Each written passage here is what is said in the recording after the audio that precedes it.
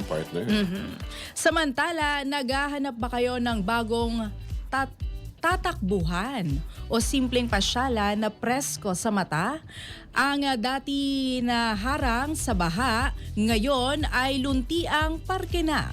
Mula sa dating flood control walls, ngayon ay binuksan na ang unang bahagi ng Polo River Walk sa Valenzuela City. Para sa detalye ng balitang yan, may FYI report si Jasmine Canonoy.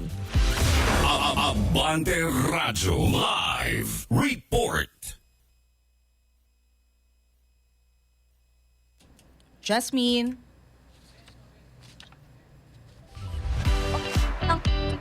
Siguro Unang bahagi ng Polo River Walk, isang 2.5 kilometrong linear park na may jogging lane at cycling path na itinayo sa dating flood control structures ng lungsod.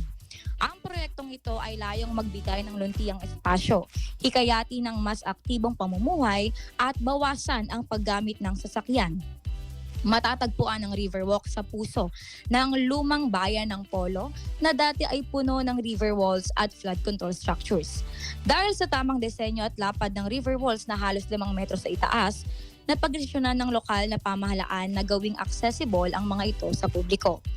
Pinayaman ng espasyo ng mga halaman tulad ng bamboo forest, landscape gardens at planter boxes na nagbibigay ng dagdag na lilim at lamig.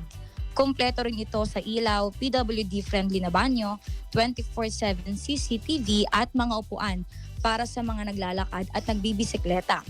Ang proyekto sa pakikipagtulungan ng DPWH at mga lokal na opisyal ay nakatakdang umabot sa 6 na kilometro at ikonekta ang 5 barangay. Bukas ang Polo River Walk mula 5 a.m. hanggang 10 p.m. araw-araw na nag-aalok ng ligtas at maaliwalas na espasyo para sa komunidad habang pinapalakas ang urban mobility at sustainability. Para sa FYI, Jasmine Calonoy, Abante.